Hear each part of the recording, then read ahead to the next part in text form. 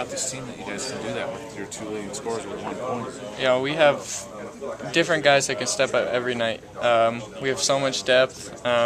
We've seen it a lot this season already. We've finished games with different lineups in, and we just can go to different guys on different nights. And I wasn't worried about them too. I knew they'd get it going in the second half. Whitey was in some foul trouble, and once those guys get hot, you got to keep feeding them the ball. So that's makes my job as a point guard easy. Just get them the ball. How much of an emphasis was placed there at halftime and at the start of the second half on being aggressive and getting those guys those looks that you were just describing? I think our biggest emphasis was defense. What did we give up? 40-some points in the first half. That isn't acceptable to our standards. We want to hold teams to less points than that.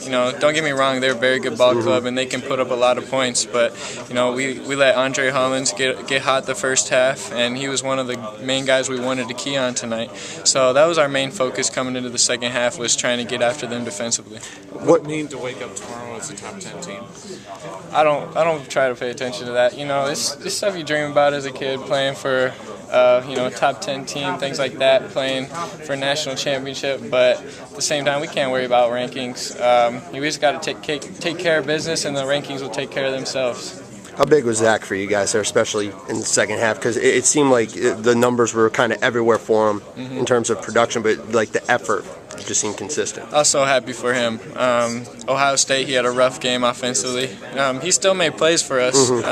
Just didn't have as good of a shooting night as he wanted. So I think he got back on track a little bit tonight. It was awesome to see him hit that last three. And he's just a competitor. He's the type of guy you need on your team to, dive on the floor, make the big plays, bring us some toughness. And he does that, and he showed up tonight. You're looking ahead now to playing Michigan. You're not going to have Trey Burke to deal with this time around, but when you see that they're undefeated in Big Ten at the moment, just what stands out to you about them? They're a very good ball club. They play very well together. Different guys can hit big shots. Stauskas, he's playing as well as anybody in the Big Ten. Levert, different guys can step up any night, and it'll be a fun one for us, just like about every game we play in the Big Ten.